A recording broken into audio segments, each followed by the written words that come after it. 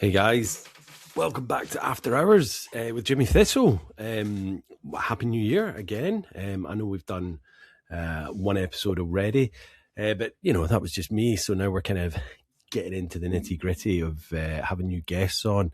And today we've got the amazing Alicia. If my calculations are right, when this comes out on Thursday the 8th, Alicia will be 173 days sober. So I hope I've got that right, but I may be way off, but who knows. But that's what I really love, is having people on the podcast that are in early days of sobriety. I've said this before, early days of recovery, if you want to say that.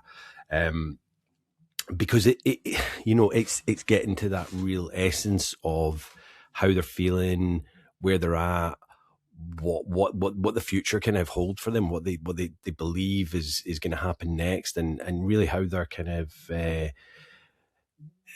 dealing with the day to day, and Alicia's just got, she first came up on my podcast on her day one, which has gone super viral, that post. So head back. I don't know if she's pinned it to the top of her profile, which she should do, but it's an amazing post because she was just she showed like full emotion, just raw energy, frustration, how she was feeling. And as I say, it just went viral, and it touched a core of me, because I thought, that's how I felt. That's how I felt on day one. And I wished I'd had the foresight of doing such a post, but I think I was in hospital at that point.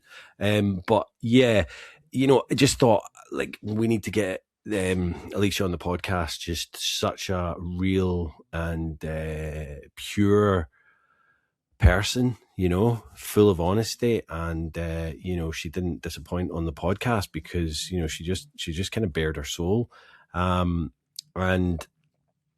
her account has just gone. I think she's up at about 20, maybe 30,000 followers. So, in such a short space of time, she's really, really connecting with people and showing people just how she made the change and what they can do as well. She's still very much going out and doing, social things and all that. She's very much an avid, she was, a massive Prosecco drinker. So she's now trying all the kind of different AF versions of that. Alicia kind of started kind of, working in London, a really good job. As she said, people didn't go home after work. They even people that lived like an hour away would just kind of hang out after work, maybe have some food, mostly drinking. And that'd just be every night for her. It was kind of just, the way it was. She didn't have any real trauma growing up, similar to myself, but nothing that could kind of bring in why she was drinking. She was really avid into her fitness, so much so that at one point she was speaking to her nutritionist and personal trainer, and they were giving her kind of a calorie diet for every day, and she realized the wine that she was drinking was quite calorific. So she was saying to them, like, what can I knock out in order to allow myself to have this calorie intake from the wine? And I don't know whether they kind of agreed or whether she just worked out, but she was kind of basically knocking out some food and other nutritional things so that she could have her wine, which is just absolute madness. But it's one of those things that at the time you think that's how it is, that's what we're going to do. And with Alicia, it was just this is more important to me than whatever the nutritionists are telling us. And okay, she's getting the calories. You might be thinking, well, if she's getting the calories, it's empty calories. That's not any good for you at all. It might be calorific on paper, but it's not actually doing you any good at all. And then you get the poison coming through with it as well. Alicia was told that like an alcohol kind of support group that she went to, and they asked like how much you drinking, and she was like, bottle of wine, maybe 2 bottles of wine, every other day or daily. And a few of them just kind of laughed at her and said, you don't have a problem. And I just think, looking back to my first attempt at AA, and it just people, if somebody's out there screaming for help, and you don't think they're drinking as much as you, that doesn't fucking matter at all. They are there because they know that they've got a problem, or they think they've got a problem. And if they think they've got a problem, then they most likely have a problem. So it doesn't matter whether they're just having one baby sham a day. If they think it's having a negative impact in their life, then fucking let them join the group and don't laugh at them. So yeah, it was just lovely to chat with Alicia, and I hope you guys enjoy this episode too. I'll see you at the end. Listen for the similarities and not the differences, guys. Cheers. Bye-bye.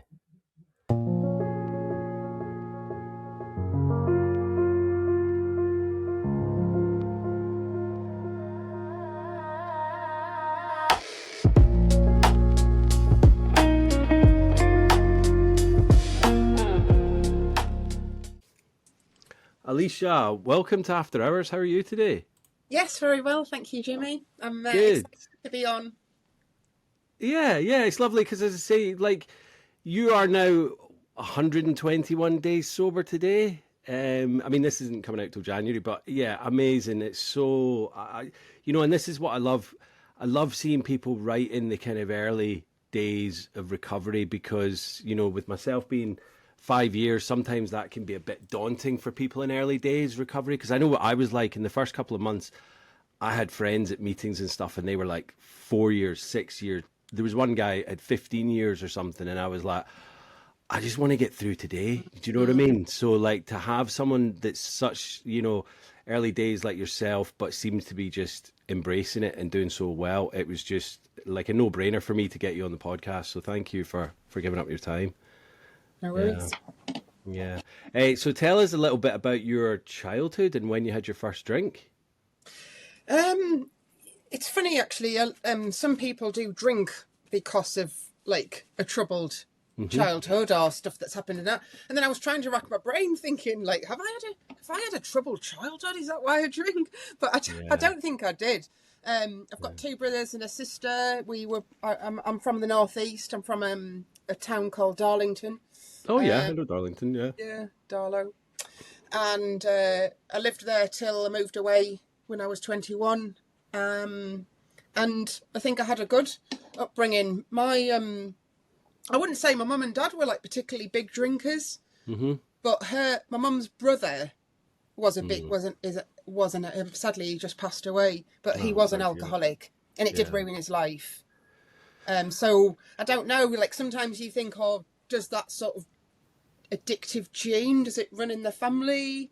It's a weird one, Alicia.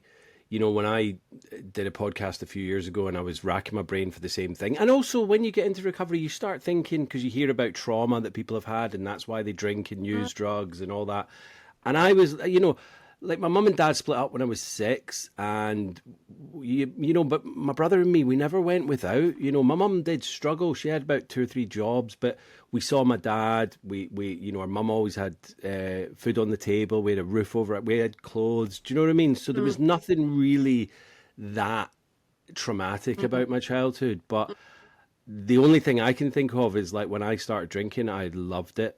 And it's a drug, as we know. So the more you do of a drug, the more chance you have of getting addicted to it. I mean, I think my very first, the earliest memory I think I can experience of drinking, to a point. Like I don't remember as a child, like my mum and dad giving me a little. Yeah, like a little taster. I don't. I mean, I think someone said to me the other day, and I need to ask my folks, because I'm sure my dad said something about putting the dummy tit into whiskey when I was teething and all that. And I mean, that stuff goes on, doesn't it? Or it did go on, but yeah. Well, my earliest memory, I would say, was when I was what year would it have been? 93. So I was 16, and I'd just completed my GCSEs, and I went to stay with some friends near Wolverhampton, and I remember drinking then, and I remember cartwheeling through Rugeley town centre, I don't know what time at night, because obviously I was like, yeah, Well, it's that And first effect, isn't it? The first time you do it, you're like, "Oh my God, this is amazing!" And yeah, so yeah, I'd say then, and and then I would drink. I've been with my husband for 27 years now, but said to him that when we first got together, I would go to the pub and I wouldn't necessarily know what to order. So I'm not sure at what point in the last 27 years, drinking sparkling wine and Pinot Grigio, I used to like quite dry drinks. I don't know when that really took hold, but I mean, as I say, I remember going to the pub, like back in like the late 90s, sort of 2000s, and not knowing what to order. I'll have like Campari and orange or Bacardi and just Coke. trying it all, or trying to find something that you really loved, or Find something I liked. yeah, I didn't. yeah. I don't think I even drank wine. Yeah. But then once I did start drinking wine, I mean, I blame my champagne addiction. I blame it on Aldi for making it affordable. Oh, I see. Yeah, yeah, yeah. I mean, that's because that's what you're called, champagne to change, isn't it, Alicia? So obviously you that once you found that was your thing, like Prosecco, champagne, and obviously Aldi has it quite cheap, I'm guessing. Well, they were doing it for when they first started selling it. It was like £9.99 a bottle, £10. Wow. But then And when what it was it takes called? hold, what was it called? Because Aldi and Lidl and all that, they do the kind of slightly change the name of like a well-known brand like Bollinger. They probably called it Follinger or something. Didn't No, they? no, no. This was like, I think it was called. Well, it's called Monsigny. It's like Right, their right. own brand, but what it is under the hood, I don't know. Yeah. And is it okay, that stuff? I mean, Yeah, obviously you're not yeah. enjoying it now, but yeah, yeah. So when did you how was your teenage years, and did you finish school, go to uni, etc.? How was your kind of habits with alcohol through those years? I didn't go to uni. I was working in Darlington. I was working in computers, and then I got a job as a junior computer programmer down Oh, nice. near London, and I moved down when I was 21, and I've been in that industry, computer programming, ever since. Yeah. I It was a good think, time to get into it then. yeah, no, I Yeah, tell right people at the like, kind of cusp. Yeah, yeah, I yeah, tell people when I first got into web development, like we didn't have an email address. The yeah, internet really didn't really exist when I first, yeah, like back in '98. But then yeah. it's, yeah, My 2000. brother, my brother was the same. My stepdad had like a computer in the house for his work, and he got onto the internet quite early with that. And my brother just started programming and coding and doing all sorts of stuff, just playing about with it. I mean, that's what he does now. But I was always like, oh, I don't want to go on a computer. I'm sick of computers. I did Nintendo, but that was about it because I was more hippie. I was like, I don't want to be sucked into these computers and things. But, such is life that we get dragged into eventually, don't we? That's So, how yeah. people feel about AI, though. People are like, oh, I don't Yeah. want to but you've got to embrace it.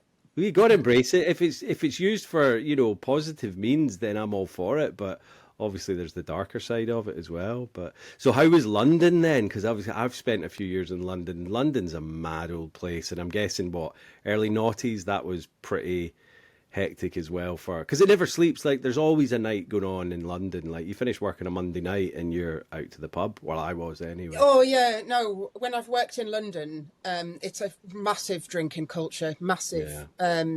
People don't go home.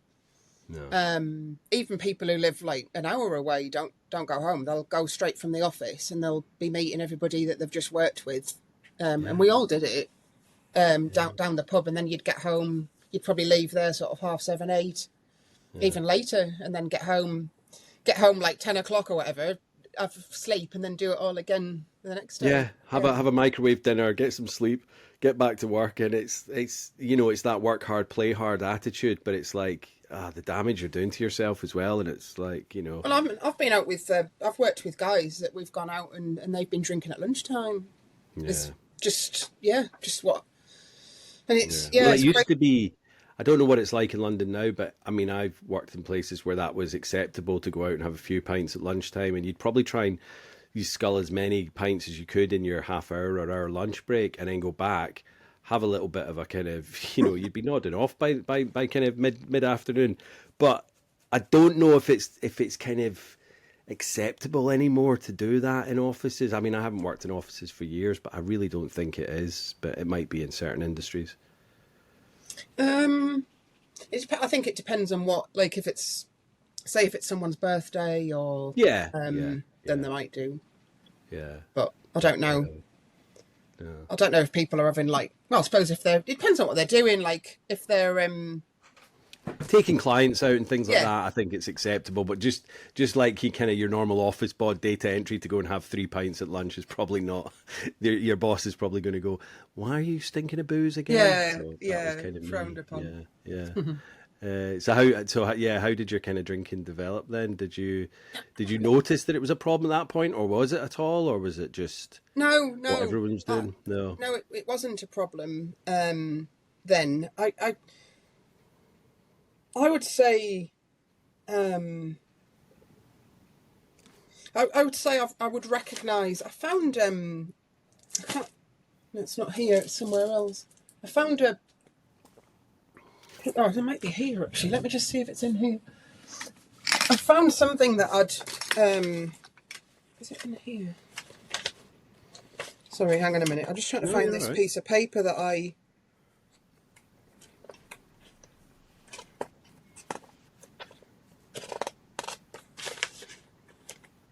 Can't find it. There was. Was it up here?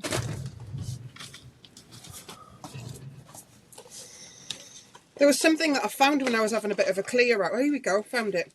There was something I found when I was having a bit of a clear out of something that I'd printed out.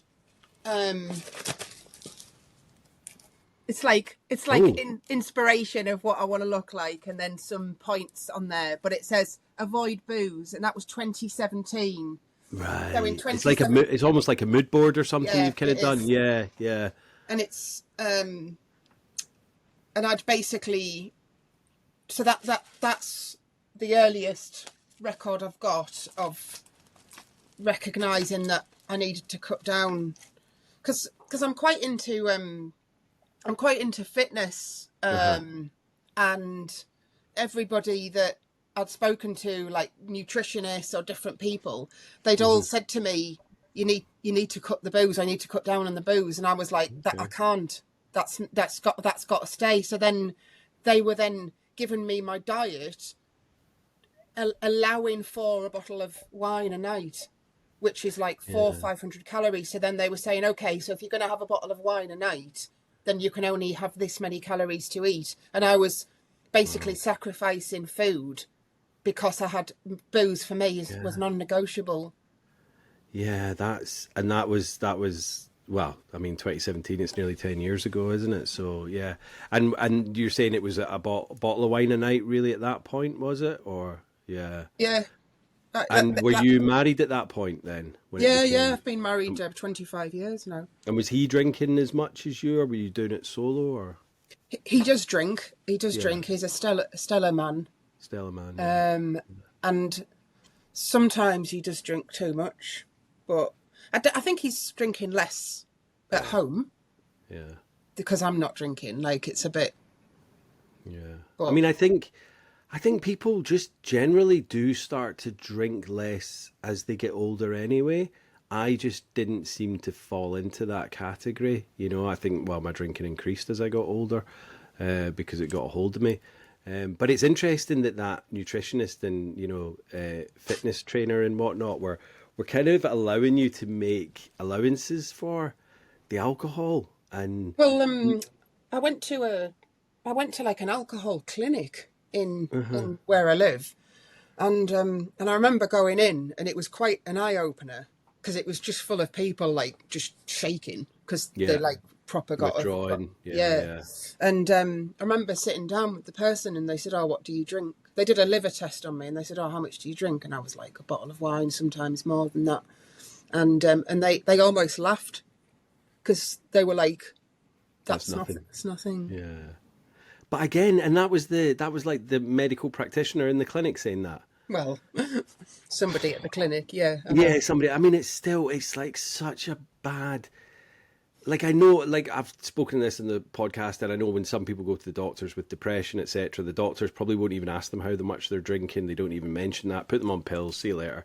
But to go into a place where you're kind of saying, "I think I've got a problem," and for them to turn around and say, "That's not enough," like No.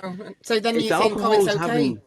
Yeah, exactly. That's a green light to you. You're like, Yeah. yeah, I'm fine. I got told I went to an AA meeting when I was 22 because I'd lost my license through drink driving, and I went to an AA. I can't remember whether it was voluntary or whether it was part of the punishment type thing. But I went along, and at the break time, going out for a cigarette, whatnot, and this guy came up to me and he said, "I don't think you're an alcoholic." He said, "You've not got that 1,000-yard stare, that haunted look that everyone else in this room has." So I went out and I said to my mum, I was like, "Well, I'm not an alcoholic. Everything's fine."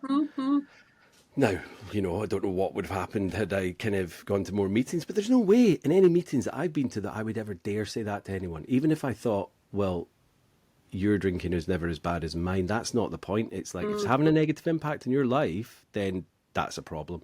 Yeah, yeah. Doesn't matter how much you're having or how little. Yeah. It's crazy. No, I was trying to think actually, because I've had similar comments on my Instagram along similar lines, and like rock bottom is different for every person, and Of course it is. Yeah. Yeah. I mean, I think a bottle of wine every night or every other night is a lot. I mean, what is it? I don't even know what the recommended, allowance oh is. yeah, it was like way over. What's the It's like 5 glasses a week, I think. 5 large glasses of wine a week, maybe. The problem with something like champagne compared to say a lager is champagne is 14%, Yeah. whereas a lager's like 6 or something. Yeah. I mean, I think, what's his name? Mickey Flanagan always jokes. He said, I rock up to a party with 4 cans of Stella and my partner has brought a bottle of red wine, which is like 14%, and she's drinking that for herself. He's like, I might as well have rocked up with Tennant Super. Do you know what I mean? It's like to try and keep up. Because, to be fair, and that's the glamorous thing. It's like if you're not to be sexist, but if you're a woman and you're going to a party, you bring a bottle of Prosecco, you bring a bottle of, I don't know, Chablis or something, and it's proper potent wine. That's the thing. And to be having one of them at night is pretty. It's going to have an effect on you. I was getting ridiculous though. Like, say if I rocked up to a party, I'd take like way more.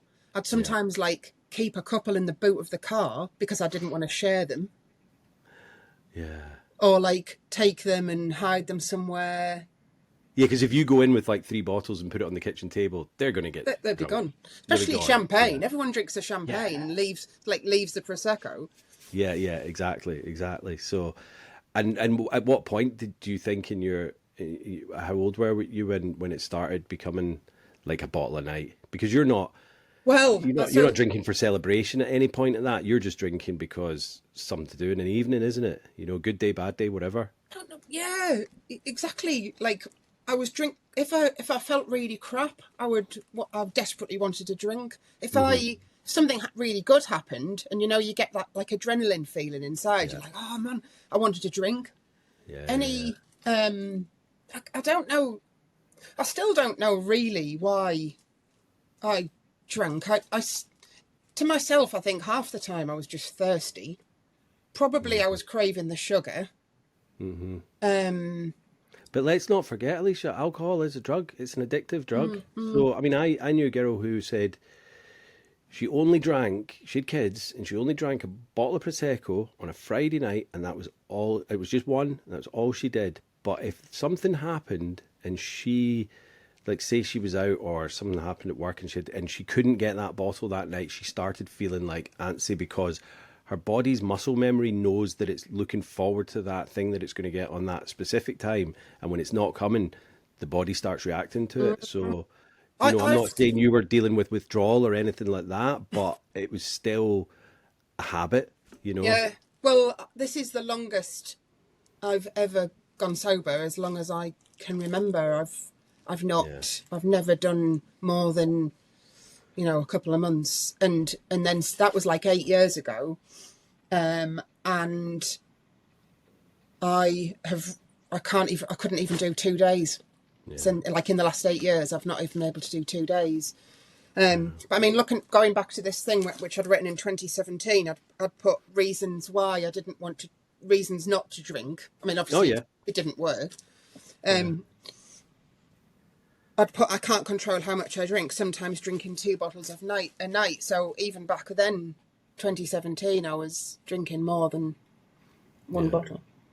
Because I think if you've brought the bottles in the house, if they're cooling in the fridge and you've had one and it's like, oh, I'll just have a glass out of that other bottle, and then it's gone before you know it, you because couldn't. It's so easily to just finish that bottle off. Yeah. I mean, I think, what is it, 3 large glasses in a bottle these days? Well, you're probably drinking like the champagne flutes, but still, it's like if you go into a restaurant or a bar or whatever, and you get a 250 ml, I think there's only 3 of them in a bottle, so it's nothing if you're no, session, not at all. And that's why sometimes I would, if I'd got 2 bottles in the house, I would after finishing one, even if it was like 10 o'clock at night and I was really tired, I was like, I'm going to open the second one, and then I'd have and then the next morning I'd come downstairs and I'd be like, crap, and I'd look at the second bottle and there'd be about this much left, and I'd be like, oh, I've like drunk nearly 2 bottles, and I would like that. You get that sort of shame feeling, but but having that little bit left is like almost maybe your drunken self from the night before going, well, I'm not going to finish it. Like, it's probably nothing. It's probably not even a fraction of a glass that was left, is it? But your brain kind of tells you, well, I won't finish it.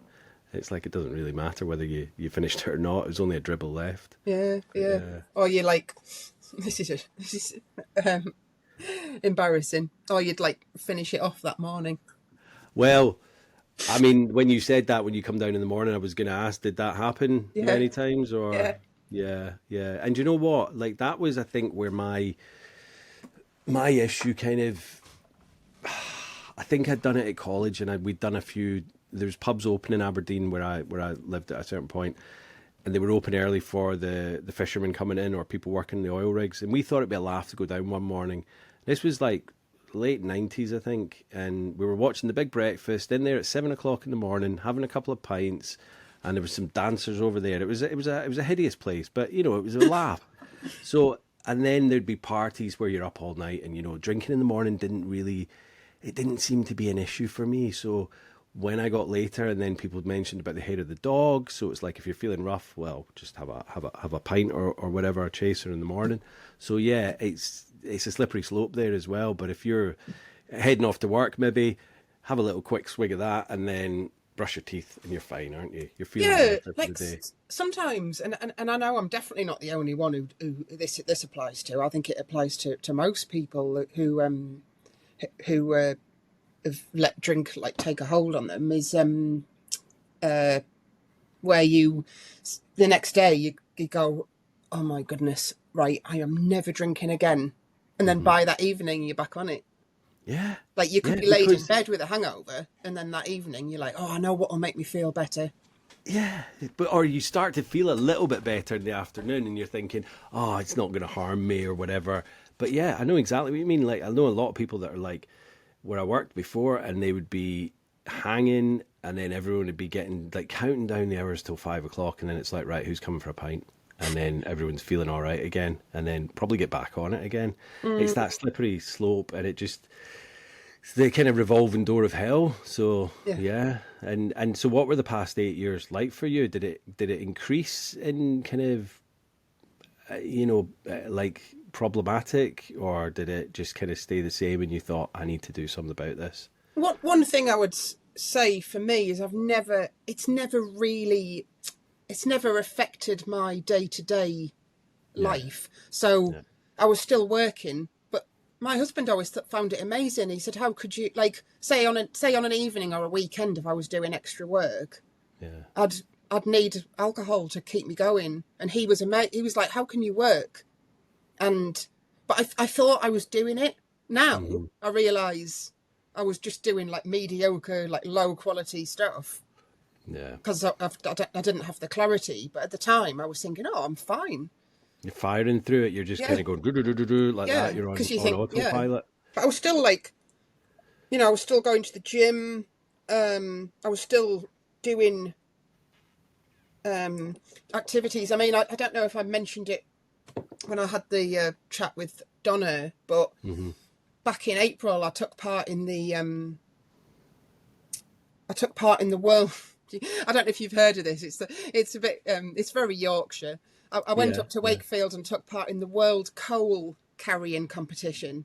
So it's actually a thing where you, like everybody, I lived in Leeds for many years and I've never never heard of heard of that. it. So yeah, It's yeah.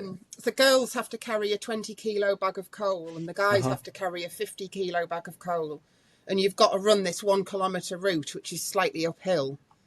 Right. It was probably one of the hardest things I've ever done. But the day before, I drank 2 bottles of champagne. Like, And did you finish it? I did. I came 6th out of like Wow. 30 women over 40. But I mean, it destroyed me. Like, Yeah, yeah. and looking back, I think, I wonder what would have happened if I hadn't have drunk. But it was like the hardest thing it was the hardest challenge I've ever done.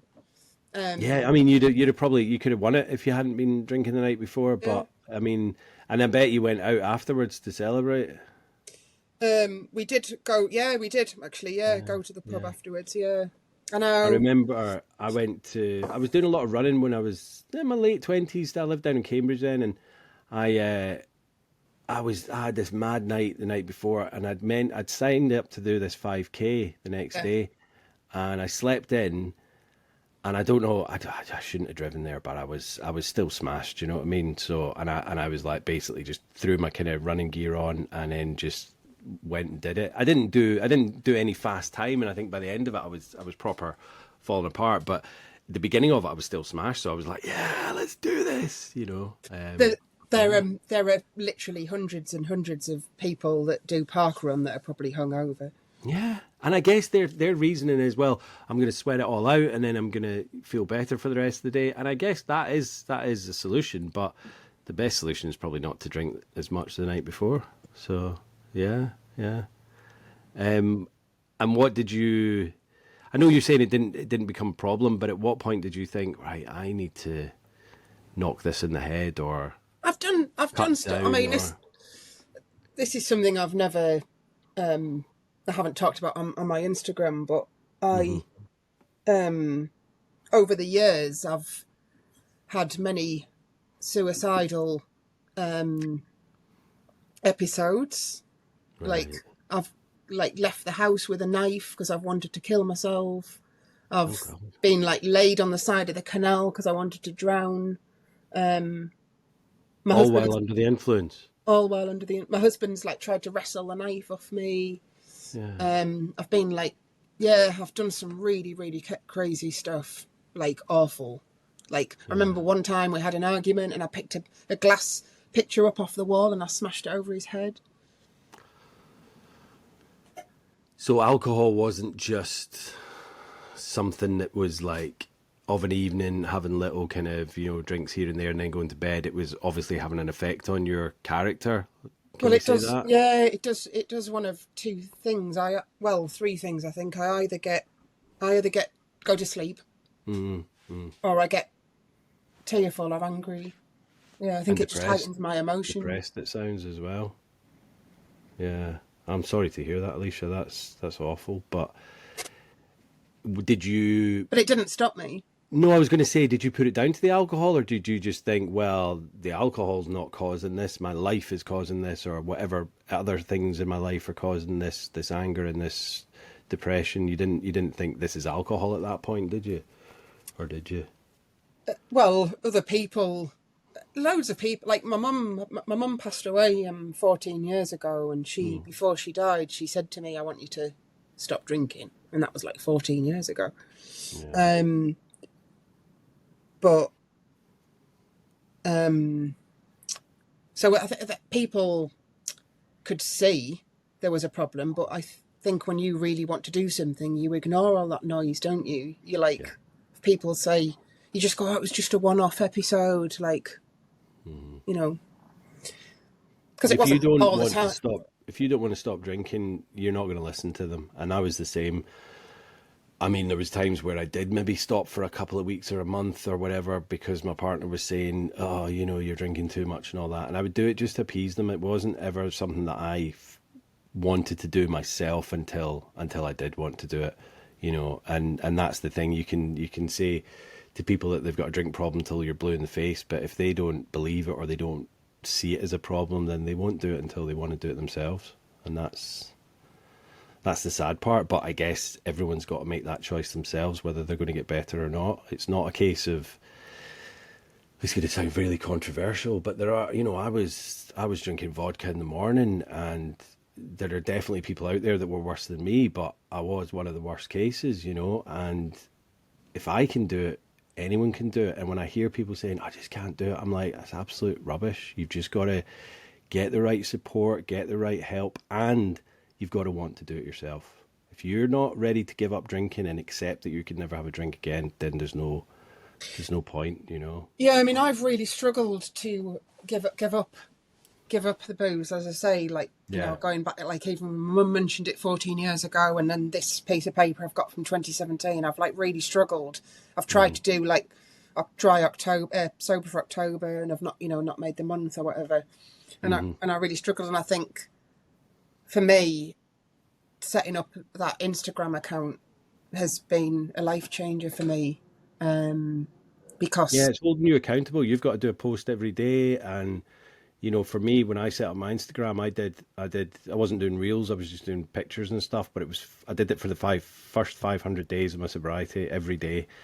And, you know, it held me accountable. I was doing other things, I was doing meetings and whatnot, but it's a great tool for just remembering every morning when you get up, for today, I'm not going to drink. That was it. That's it. That's what everyone says, isn't it? One day at a time. Today, I'm not going to drink. Yeah. Yeah. So did you go to any meetings or anything like that? Because in your head, you're not like the worst of the worst, and you're probably maybe a grey area drinker, if you want to use that term, but that in itself can be so detrimental to your recovery as well, because you're thinking, well, I'm not as bad as everyone, you know. And well, yeah, you're right. Once you've got a month under your belt, you're looking better, your skin's better, you're feeling better, you've got more clarity, and you're like, it's so easy to just fall into that trap and go, well, I could have one, you know. Everyone says that, like, play the tape forward. Yeah. So it's like I'm working away at the minute, a couple of days a week, and I'm staying in a hotel, and like it would be so easy because I just feel like nobody would see me, do you know? No one would know. You'd know, and it's like, yeah, I mean, playing the tape forward's a great one, because I'm always like, what would happen if I went out now 5 years on to have one beer? Would I? And I'd be right back to where I was, you know, like 99% chance I would be. And for what? You know, for what? Why would that do me any good? Because I, in my mind now, you might not be there yet, but in my mind now, alcohol serves absolutely no purpose at all. I can have much more fun and deep and meaningful conversations with people when I'm out. You know, my life is better. Alcohol just serves no purpose, but people are still out there doing it week in, week out for a bit of pleasure at the beginning of the night, and then it just falls into kind of. Oh yeah, like I say that to everybody. Like I say that to my husband when he's gone out, and I'd like, I don't know, 4, 5, 6. I say like I say, don't tell me that you're enjoying that fourth pint. Like you enjoy the first one, but then after that, you know, I wouldn't say you like that you're savouring it and going, this is like you're just drinking it. Stella's pretty foul anyway. I mean, I was never. I would drink beers if they were there, but if I went out, this is even when I was younger as well, I'd maybe have one beer and then I'd be on to the shorts, I'd be on to vodkas or whiskies or whatever, because I'd get bloated after 2 or 3 beers. But you get these guys that go out and drink like 8, 9 pints, and it's like, how are you still drinking that much liquid and gas? Yeah. Well, yeah, it's probably the same with the champagne. Like if I went to a party and there was champagne there, I could easily get through like three bottles. Yeah. Like over a period of time. Oh yeah. Oh, Jimmy, I'm feeling really rubbish about myself now. Sorry, Alicia, I don't want to do that. I don't know you because you're doing amazing, and that's the thing. And it's like it's easy to kind of fall into that trap of, oh, what was I doing, and this, that, and the other, and but it's such a difficult thing to make that choice and stick with it as well. But I think like from what you can see in your life, I bet you've got so many different changes in your life that's happened from just doing it. I mean, do you still go out and socialize? I've seen a few of your Instagrams where you're out at, a party or a restaurant or whatever. So have you changed any of that at all, or? I think like I went to a party recently where I offered to drive, and I was kind of thinking, oh, we'll stay till 9 o'clock and then we'll come home. But everybody that I was with decided that they were having a fantastic time, and we basically stayed till like 11:30. Well, I was ready to go at 9. Because I was like, I want to go home and have a cup of tea. Yeah. And was that more to do with what the interactions were like with the other people? Were they not making sense, or was it your anxiety? What was it about that you kind of wanted to dodge out earlier? Just couldn't be bothered, or? Everyone was dancing, and I, like, one of my friends like dragged me on the dance floor, and I just stood there. But I was just really self-conscious. Yeah. If I'd have been drinking, I wouldn't have cared. But I was just stood there, like, just really. I was like, I don't even know how to dance. Yeah. And everyone was just having a really great time, like all hugging each other and like dancing together, and I just couldn't do it. Yeah. It does get easier. Don't get me wrong, I still get anxiety when I go to parties and things, but you've just got to, bite the bullet and get on with it. And actually it does get easier. Those first couple of times are definitely going to be difficult, but I'm like you. I'll like my wife doesn't drink much either, so we'll just get out of there quite early on when everyone starts getting a bit messy. They're not going to notice either, but we do definitely have fun. I mean, she's never been a big drinker, so she just gets on with it. Whereas I'm a bit like you. I'm like, oh, people are watching me, and it's like nobody gives a shit what I'm doing. I know. They're all in their own little world drinking. So yeah, it's but it is one of those things that we just have to kind of get through, deal with, and know that our life is definitely better this way. I don't want to speak for you, but I know that mine is just without a doubt so much better. Oh yeah, I mean, like at the minute, I'm spending a full day in London on a Monday. I get up at 4:30, and I'm doing something else. It's not work related, and so I'm like there till like early afternoon. And I'm coming home, grabbing my suitcase, driving 2 hours to the hotel, then doing like 2 full days of work at this place, and then driving home like late at night, and then getting back like Wednesday night, and then I've packed day Thursday, and then I'm a busy day Friday. Like, and I actually said to somebody recently that there is no way I could. 'Cause I'm doing that like week in, week out, and I was saying there's no way I could do that if I was still drinking. No, I mean, like stuff like the wheels would start falling off the bike. Of course, because not only have you got to do all this driving and be in these places and get up, and be in time for these things, you've also got to do work, and you've got to do productive work while you're there. And if you were going, because don't get me wrong, I did a lot of work where I was traveling and going in hotels and things, and we would all just like get on it, and they wouldn't drink as much as me because I would then go back to my room and drink more, and then be just rubbish the next day. And it definitely got noticed in certain jobs. So, that was something that, as you say, the wheels were definitely falling off there. But I would just move on to a different job, and obviously you don't want to be, messing up your job and stuff. So, and 121 days, you're over that kind of. That sweet spot, the 90 days, is where it kind of all starts to kind of happen. You get the pink cloud. I don't know if it's happened for you yet, but skin's better. Skin definitely massive. Yeah. Yeah. What were the other things you were going to say? Sorry. I was going to say clarity, just feeling better, and like not as sluggish. I was feeling so sluggish when I was drinking. I just, even though some mornings I'd get up, like even the first 90 days. I would get up and I would just be like, I remember my brother, because I'd started doing some gardening, and him and his partner were they were selling a house and they wanted me to come round and do some gardening for it. And I'd went round and I'd done a few hours, but I was just done in by it, because my fitness levels weren't up as well. No. And we had this massive fallout. He was like, "We're trying to help you," and blah blah blah. And I think I was like 2 weeks out of the worst of it at that point. And it was like, give me a fucking break. So yeah, so definitely, like, that did It start. really knocked you back, though, couldn't it? I know. Well, I mean, I was lucky because I had just made my decision at that point that I wasn't going to go back. But the previous me would have used that as an excuse to go, "Oh, well, fuck you, I'm going to have a drink. I'll show you by me drinking poison." So but it's not just that. It's the different health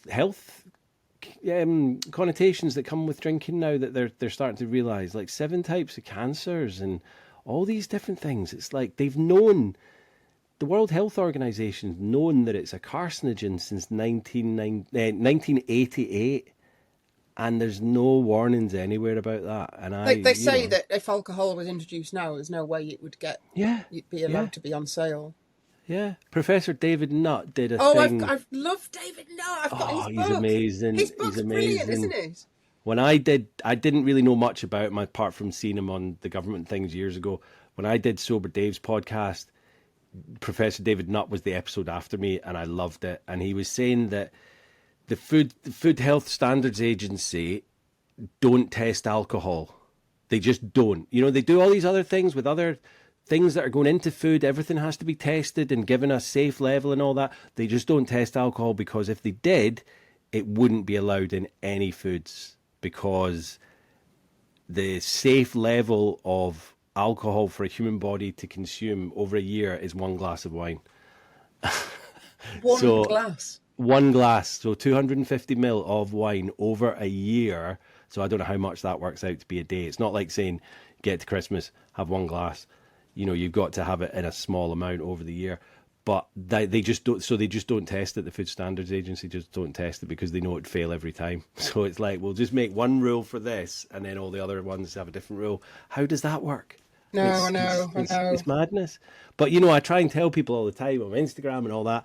But the people that are out there drinking, they don't want to hear it because they're living in this, they're still in the matrix, I think what people don't realise is that a lot of their problems would be fixed if they didn't drink or drink less, because they're, people are, because they're in this spiral or this hamster wheel where they think they need the alcohol to cope with a stressful life. But actually, if you didn't drink, you'd be able to cope with things that are thrown at you more. Like from personal experience, I would say that since going sober, I'm much more able to cope with stress. I'm much more in control of my emotions. Mm-hmm. What about patience? Well, I never used to have any patience at all, and I'm still learning it, but like I've got so much more patience than when before, because I just couldn't wait for anything. I wanted a quick fix. I wanted things now. It was instant gratification. But now I'm just like, okay, do you know what? That's not happening yet. I can wait. It's fine. I'm a bit more chilled in that respect. Yeah, more chilled. I mean, I think part of that probably is I've been listening to the Mel Robbins podcast. Oh, yeah. Just let them book.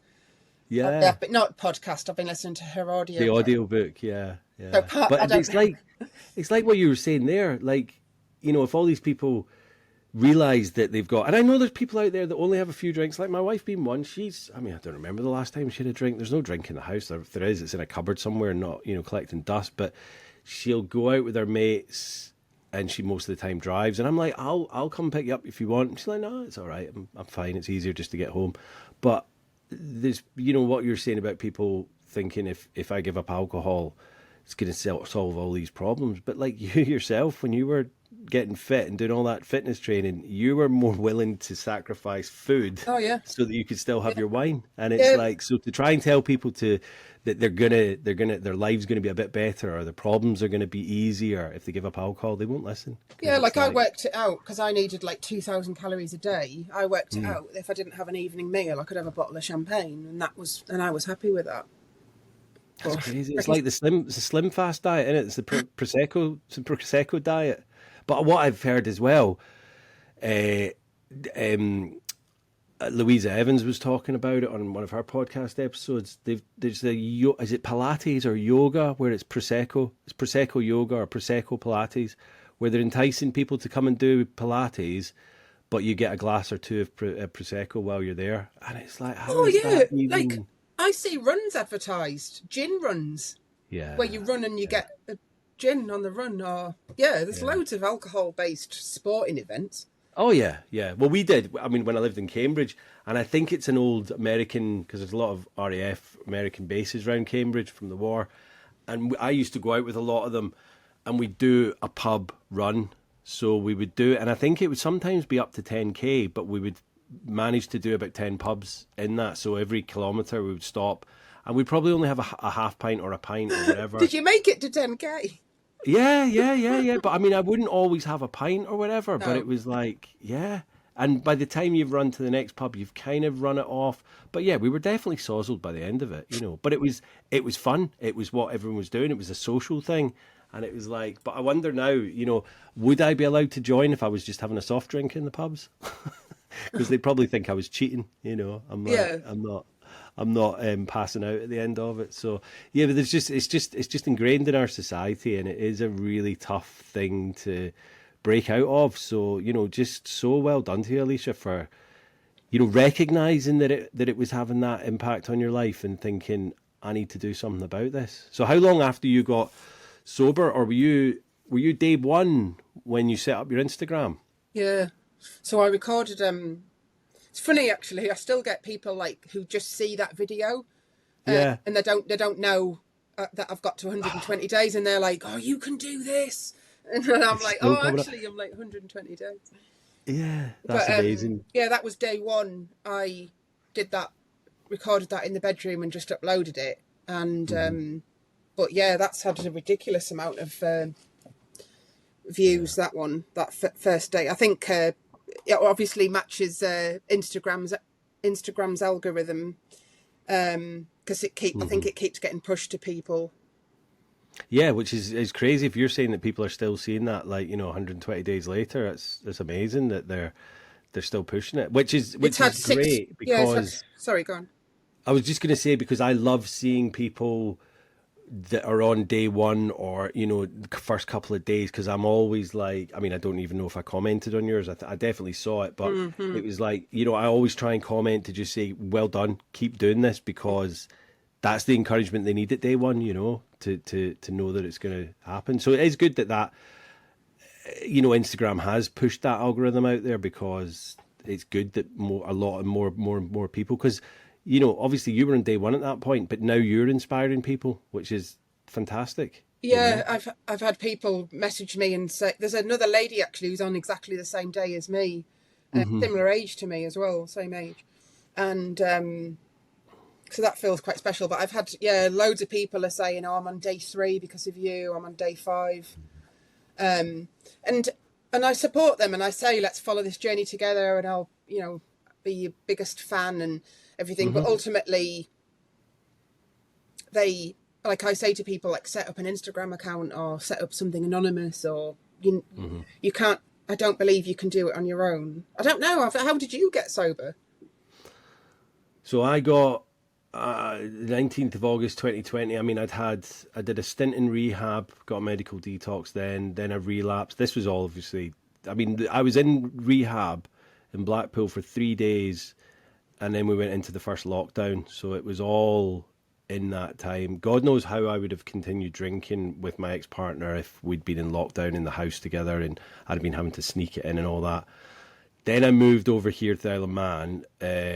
So I came out of rehab, and then I relapsed after 55 days. And then I managed to get over to the Isle of Man because they'd locked the borders, but my family, my mum, dad, my brother and all that were over here, and they got me this exemption to get in. Brilliant. So then I had 2 weeks detox because we had to self-isolate in their house, which was pretty dangerous because, again, it was withdrawal and all that. But I managed to do it. And then, you know what it was like. It was a beautiful summer. So I was like, well, I'm just going to go out. I'm just going to get myself a little half bottle of vodka today. And then that's it.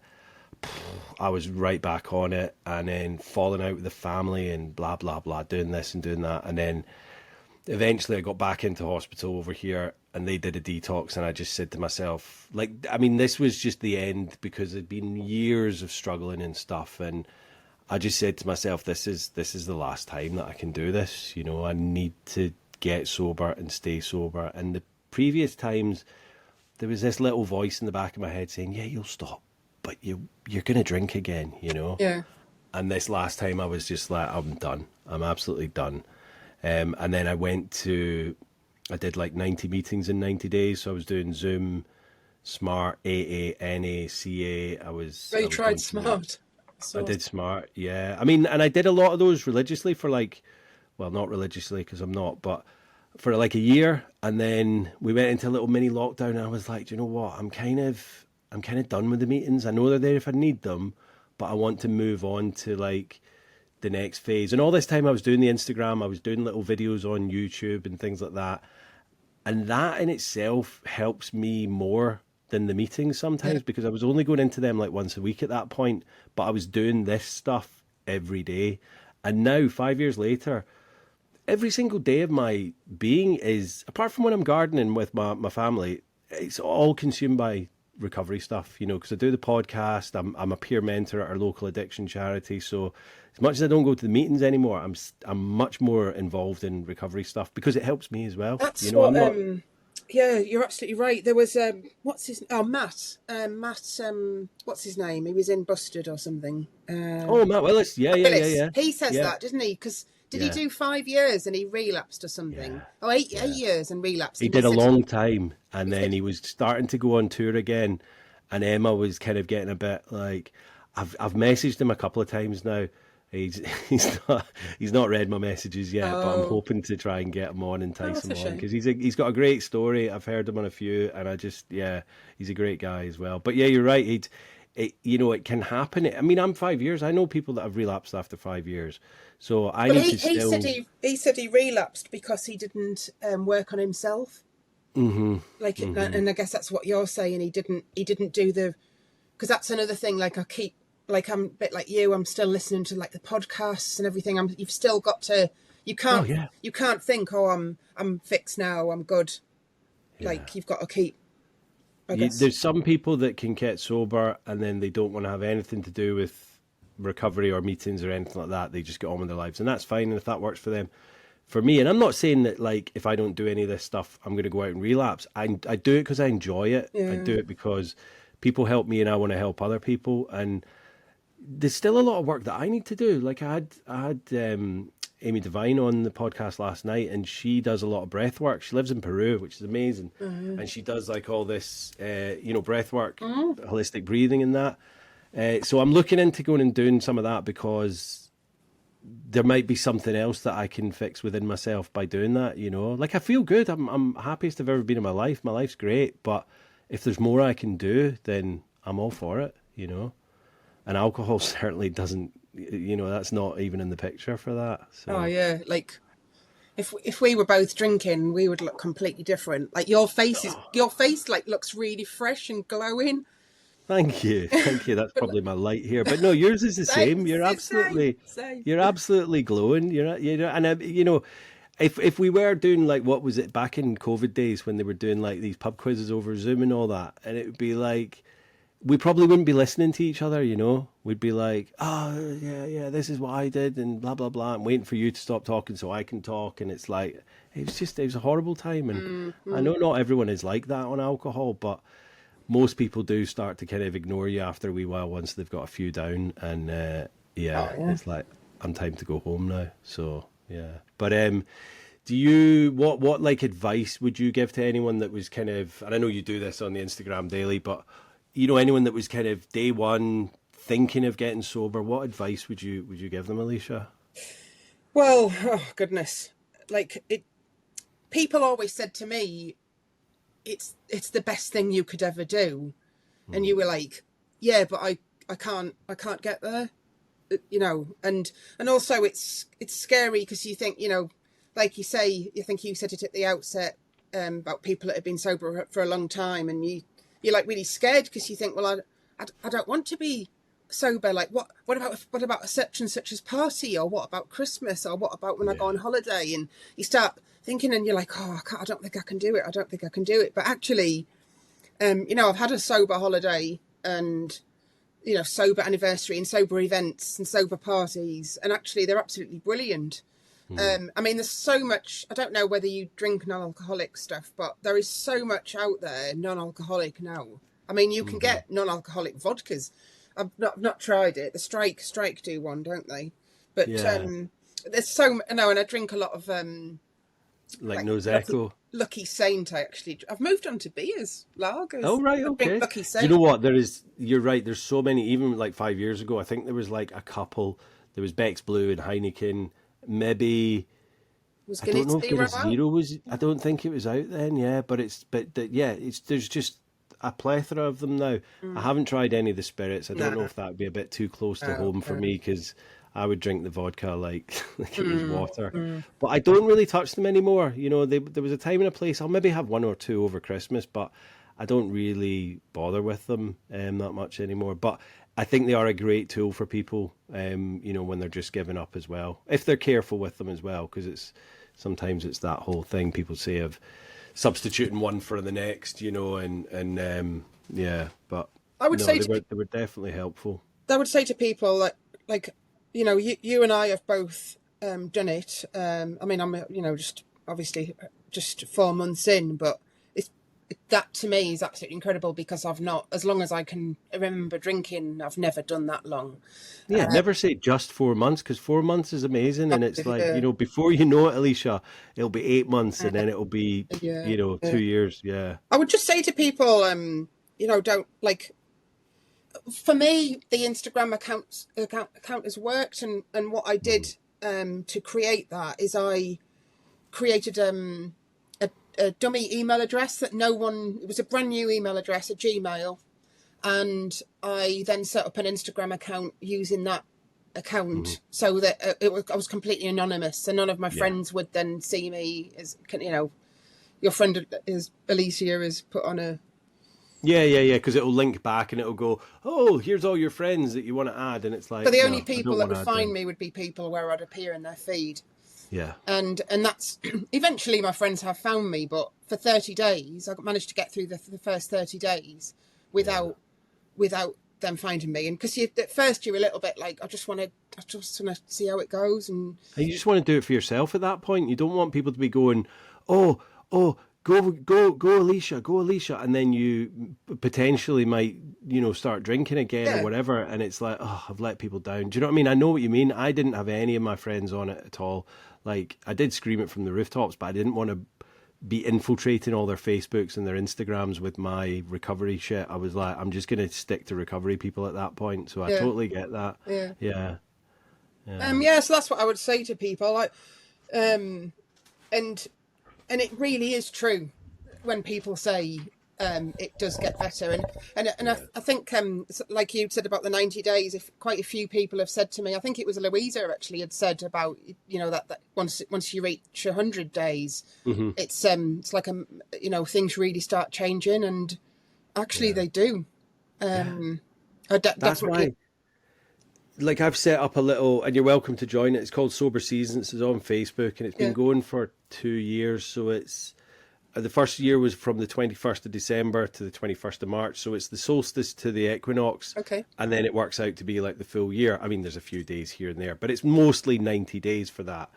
And it's just going great, because I always say to people, and I always said to people the first year, if you want it, because I know 21st of December, it's right before Christmas, and I always said to people, join on January 1st if you want, but dry January is not long enough. If you want to make a change and realise that alcohol is not serving you, you need to do longer than a month, because by the end of January, you're white knuckling it, and you're getting to February, your skin's not better, you've not really saved any money because it's January, and you've not got the right clarity in your brain. But if you go to March, you're going to notice a difference. And that's why I do that. And it's like, I've got loads of success stories on there, because people, I'm not taking the claim for it, but do you know what I mean? People are supporting each other, and it's just, they notice that doing dry January is just not long enough. A month is not. 100 days is perfect. Does David not talk about that? I can't remember if he mentions it in his book or something. It's almost like he's like basically saying it's a waste of time.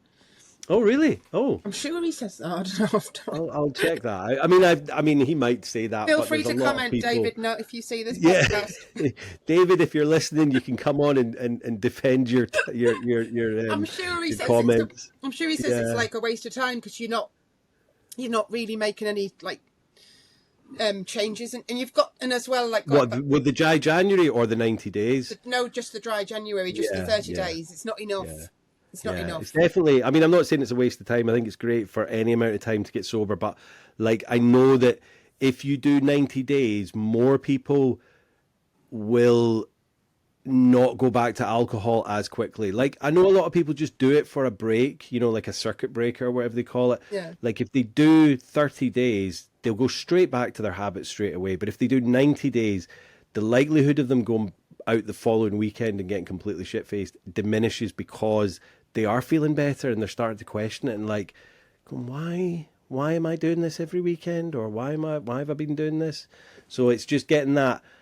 It's almost like getting over a bigger hill. You know, you're just getting over this little bump with 30 days, but then if you go over the massive hill, then you've got the whole valley in front of you to kind of go, okay, I can drink if I want, but I don't need to, you know. And I think that's what's interesting about actually that when I have done bigger stints, like even 30 days. I don't know if you experience this, but when you do actually have your first drink, you don't actually like it. I don't know. No, I mean, the first drink, you're like, oh, this is disgusting, but then you're like, no, I'm going to persevere. No, I mean, I'm probably going to say that no, I was desperate because when towards the end, like when I'd maybe give up for 2 or 3 weeks when I was with my ex-partner, and I'd look in the mirror and I'd be like, oh, you're not looking so grey anymore. You're not looking yellowish. It hasn't killed you. So I'd be like, right, I'm going to get some wine tonight. And then because even though those 2 weeks, I wasn't out of it enough. Like if I'd done longer, so I don't know the answer to that question because I don't think I ever did long enough to not enjoy it. I think I would do those 2 or 3 weeks and go, right, I'm getting back on it. Yeah. And every time I did, it would go back worse and worse and worse. Just like I don't like the smell of it now. I don't like when if my husband's been drinking, I can't kiss him. Oh yeah, I mean, as I say, Jen doesn't really drink that much, so I've not really ever not tried kissing a drinker. I know because I think I have, but like, yeah, I don't know. I mean, smoking's a thing though that I was like, because I smoked for years, and then if I see someone in the street, which you don't see that often, and they walk past you, I'm like, oh, that's interesting. Yeah. Obviously, I wouldn't go and smoke, but it's like it's still enticing me, you know. And I know if I had a cigarette, I would probably absolutely hate it.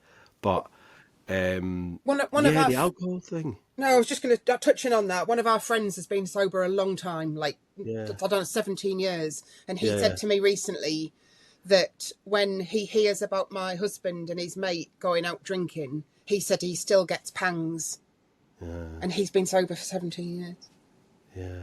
So I don't think. Well, they say it never goes away. If you follow like the AA mantra and all that, there's one of the people in the big AA book that I think his name was Jim as well, and he, and these are all collated stories from back in the 30s, and he was a traveling salesman, and he gave up, and I think it was something like 15 years he'd given up alcohol, and he was driving to this other job, and he stopped off at this little roadside cafe. This is in America.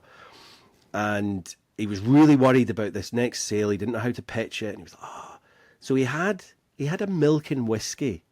I didn't even know that was a thing, but I suppose it's like a kind of Russian... What, whiskey with milk in it? Yeah, so he was having a milk with his breakfast, and then he asked them to put in a little shot of whiskey. And I suppose like you get White Russians, that's got milk in it. Anyway, he had that, went to the sales job, and did an amazing job. And he was like, oh, right. He goes, but I'm not going to do that again.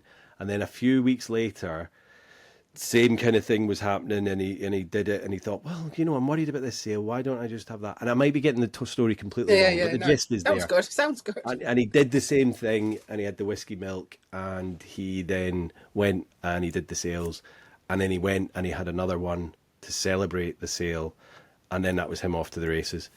And I think that guy actually died an alcoholic. He never came back from it. Yeah. So these are all the stories, whether or not they're true or not, I don't know. But these are all the stories in the big AA book that are kind of warnings from the past, or some of them are success stories.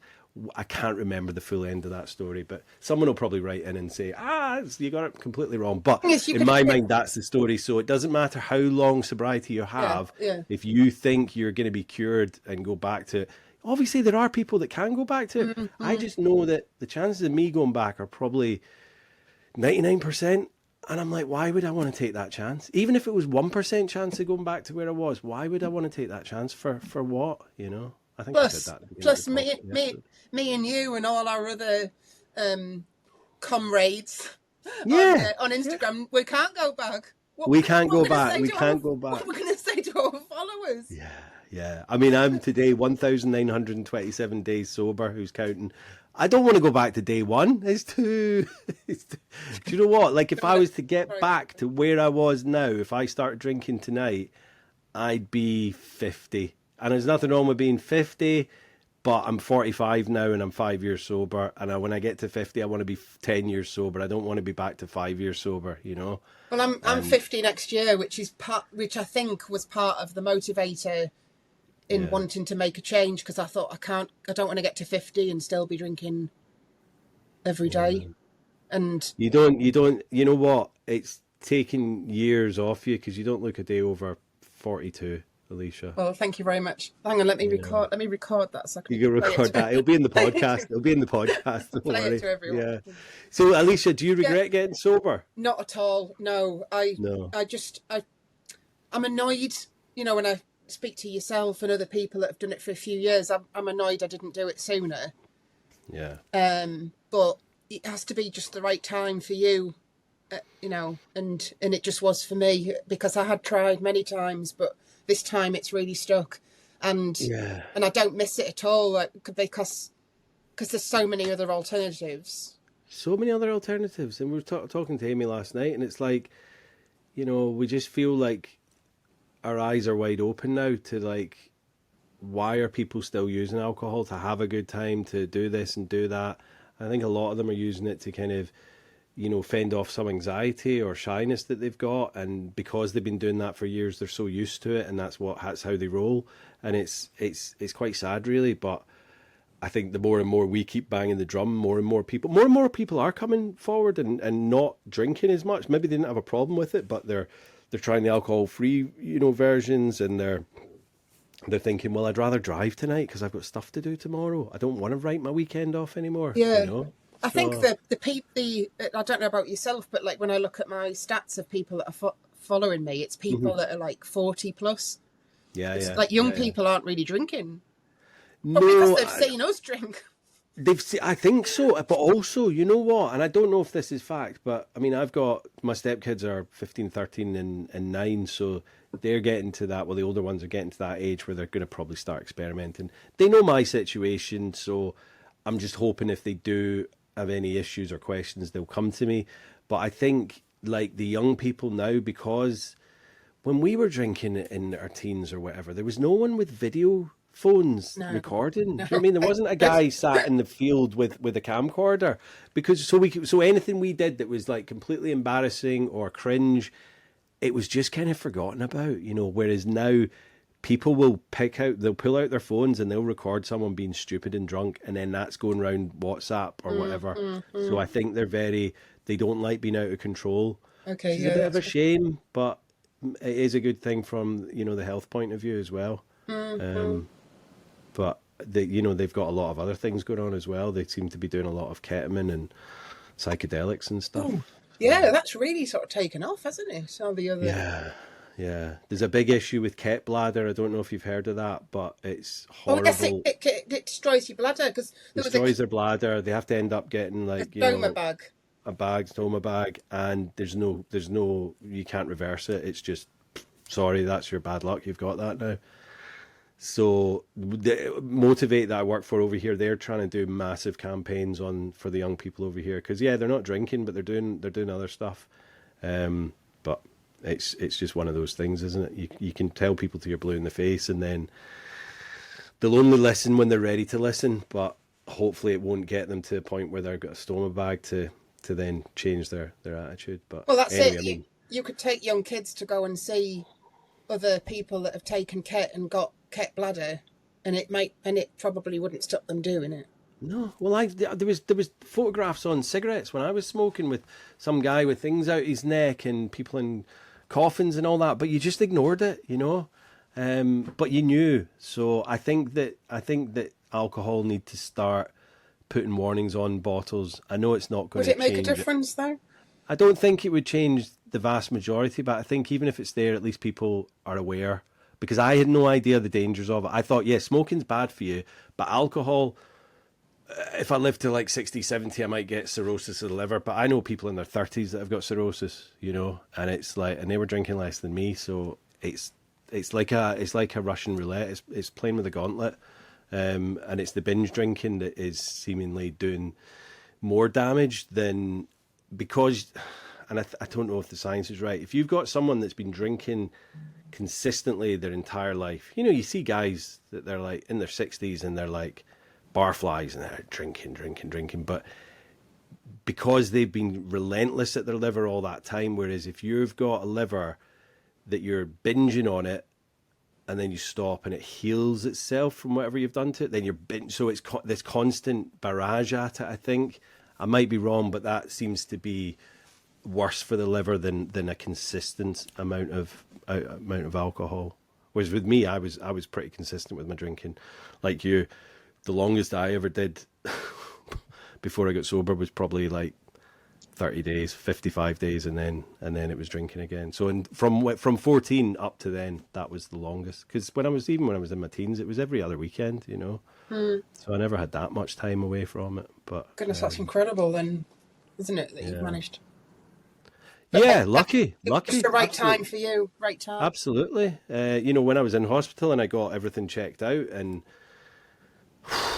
just that sigh of relief, you know, it's like, my God, because I've had people on the podcast that are, as I say, younger than me. One guy, the last episode, he had to get a liver transplant and it basically had 2 weeks to live.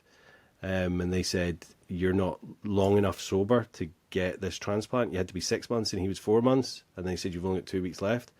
But through a miracle of all sorts, this is in the US, he went and pleaded his case and just opened up his heart and said, this is who I am and I need this. And they gave him it. And he's just, what a transformation. And that was 2.5, 3 years ago, I think.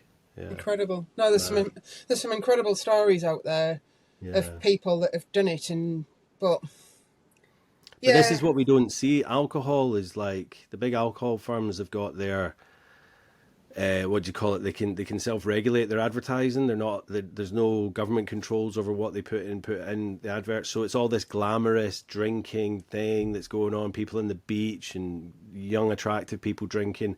They don't show the other side in the hospitals every single weekend of alcohol-related injuries from fights. People in there that are yellow and jaundiced and just on their last legs. That's the side that they don't want you to see. But like my uncle.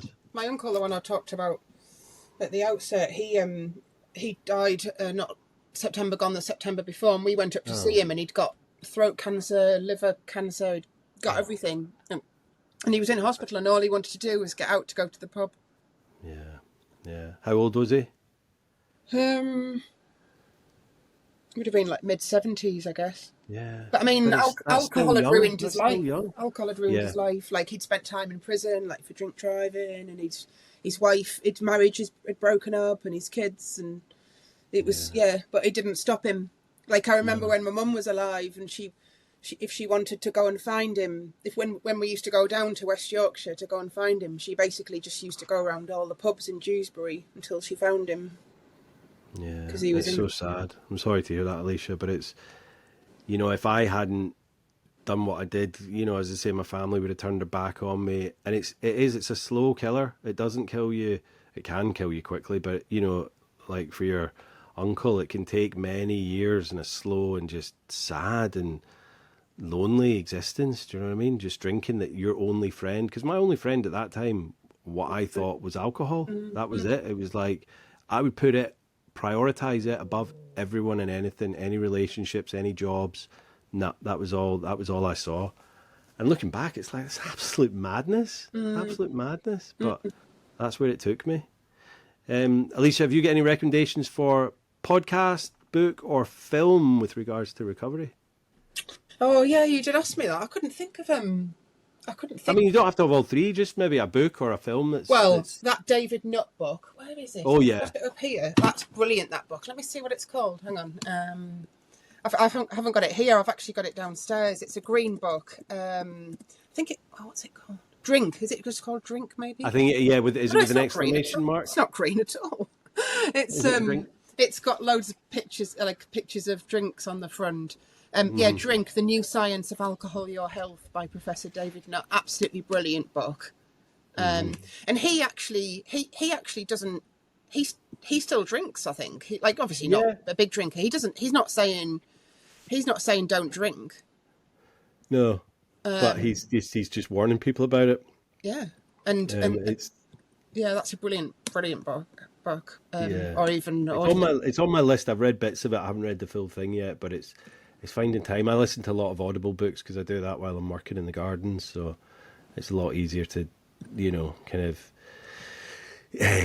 soak up all these different books and stuff. So doing the podcast, I'm just getting so many recommendations every week, and I'm like, right, I need to start making my way through these. But yeah, and Louisa Evans' audio book, I listened to that. I really relate to her. Actually, I feel like I had quite a lot in common with her. Yeah. Well, I was on hers maybe about a month ago. And it was just because I love her three different kind of aspects of your sobriety journey in the podcast. So it was just a different take on my story. Plus, she sounds really good because she does like meditation and that. She's really easy to listen to. Well, she's a therapist as well. She's a practitioner. I think she's working on her master's at the moment. And then I was like, and then are you going to go do the PhD and be the doctor, Dr. Evans? I was like, you need to do that because we need a doctor in our tribe. So yeah. Yeah. Well, Alicia, it's been an absolute pleasure getting to know you. Thank you so much for coming on and chatting with us. So, yeah.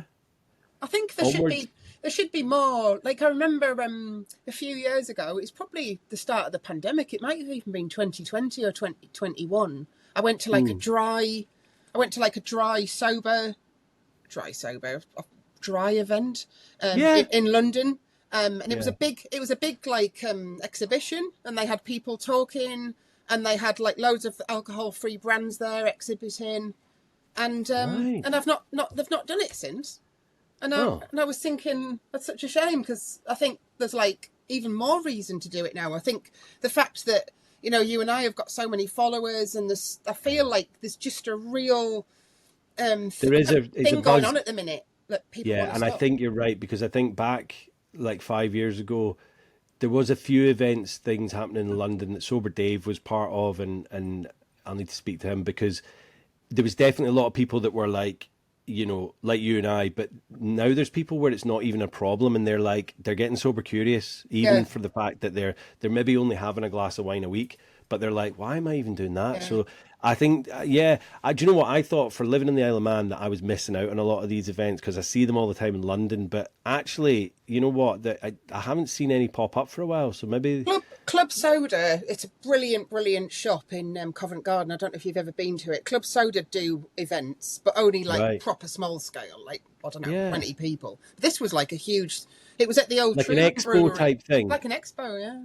Yeah, that'd be cool. I mean, I'm just kind of waiting for the right time, and next year would be great for kind of, if there is something like that to try and come over and see people, and, maybe even if they want me to talk at it, I would love to do that. Absolutely, Yeah. I'll have to organise it myself. Well, this is it. Do you know what? I keep thinking of organising something over here, but the Isle of Man, they pride themselves on being 80,000 alcoholics clinging to a rock, so...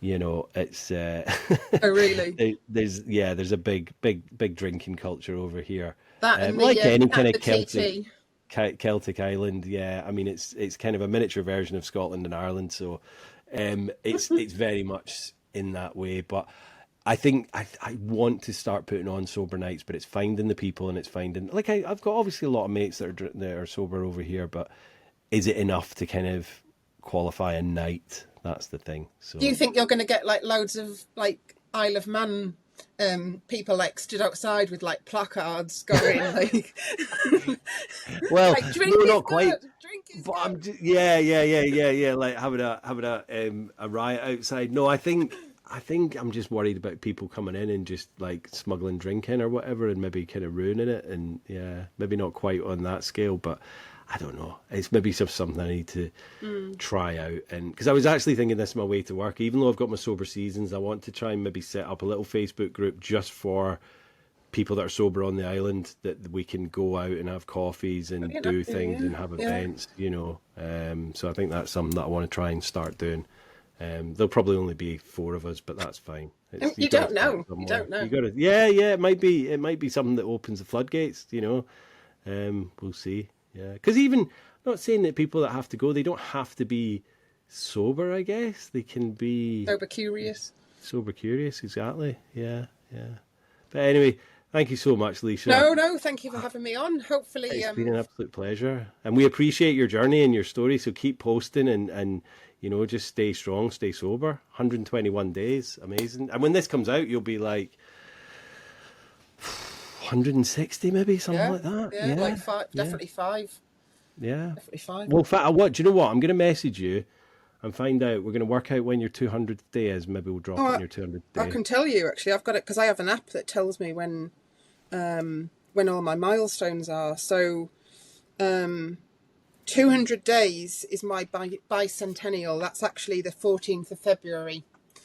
14th of February, right? Okay, that's cool. I can drop the episode then if you want. What day is that? 6 months. 6 months is the 29th of January. Or the bicentennial is the 14th of February. Yeah. Sorry. Yeah, 6 months. Sorry, yeah. So 6 months will be 29th of January. Is the 29th of January. What days are those? Let me have a look. 29th of January is a Thursday, and the 14th of February is a Saturday. Yeah, that's rubbish. Oh, okay, well let's maybe go for the 29th of January. People that are listening to this episode, they'll be like, well, we know what day it is because we're listening to it on that date. That's true.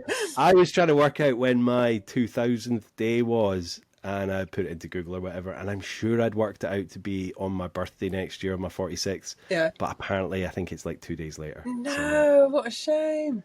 Oh, I don't think anybody would know, would they? It doesn't matter. I'm going to say, it's my birthday and I'm 2,000 days sober. Yeah, that's And then they're like, well, we listened to your podcast with Alicia, and we know that that's bollocks. So yeah, well, maybe just clip this bit. I'll edit this bit out. Yeah.